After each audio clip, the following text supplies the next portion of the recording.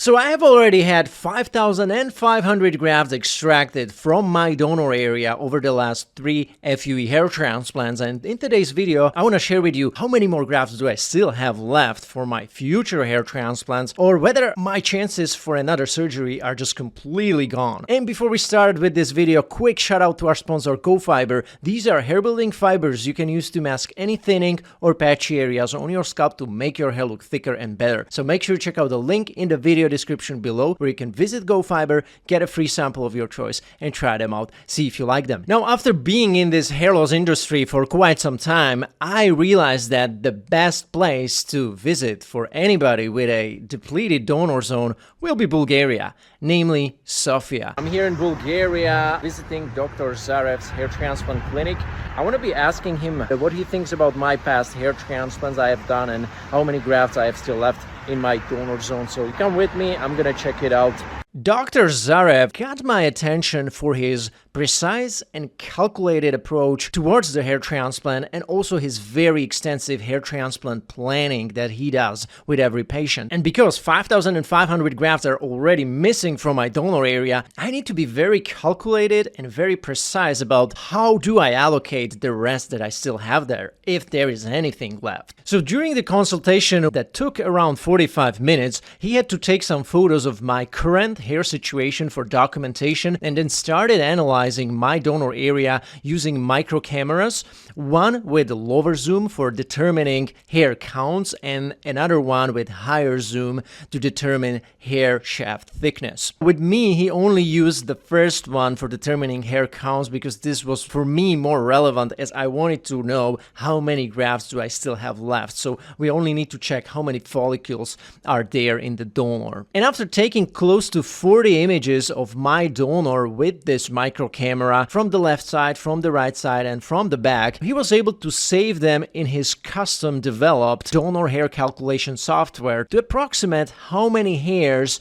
and hair follicles are available in my donor area right now in total, and then how many can he still take without visually impairing the structure of the donor area. And although this software can be less precise by patients who had previous surgeries, simply because in such case the density of the hair follicles is not homogeneously distributed anymore, unlike with first hair transplant patients, so the hair counts that this software calculates can still deviate by up to 10%, which is something that Dr. Zarev mentioned, and it's something that he's actively trying to improve with every case where he's adding his calculations that are 100% precise, like manual calculations and writing things down, and then he uploads this to the software so he can teach the AI to work better next time. And if you do that over time, you will get more precise results over time with other clients. And after 2 hours of manually reviewing those images and identifying the follicles with his own eye and then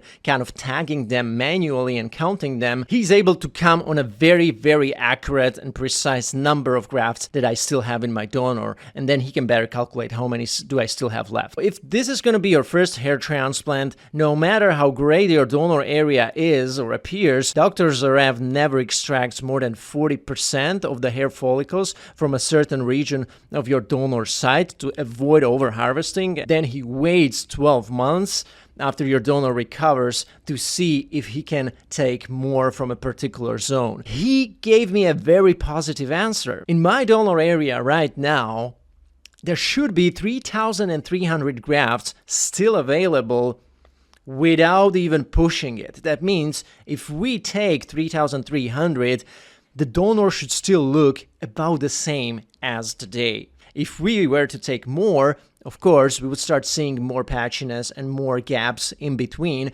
and the aesthetics of the donor would be already impaired. So I'm very positive about it because that means that this should be enough for my midsection and portion of my crown as well, in case this will decide to recede faster or more rapidly in the future. I am on finasteride, which means it shouldn't happen dramatically, and I will try to delay my next hair transplant into the future as much as possible. Now, based on the discussions with Dr. Zarev, my donor area has two other strong points. The first one will be a low skin to hair contrast, the pale skin and light hair color. The second one will be that my hair is growing in a rather acute angle, which means it's not sticking out, but rather kind of grows along the scalp, which means that even if the doctor were to strategically remove more hairs beyond the 3,300 grafts threshold, which is the healthy limit, even then, I should probably not see as much over-harvested areas compared to somebody where the hair is growing out in a more kind of sticking out type of fashion. So as you see here, there is a lot of planning and calculations that should go into every hair transplant before you even do the surgery. So if you don't want to waste your hair transplant, speak to an expert first so you can plan your hair transplant right. But not only that, save stress, money, and time trying to figure out which clinic is good, which clinic is not, and trying to filter out the best clinics from the ocean of the bad ones. For more info, there's a link in the video description below where you can book a one-on-one appointment with me, and I will be happy to help you out in person. Take care and see you next time.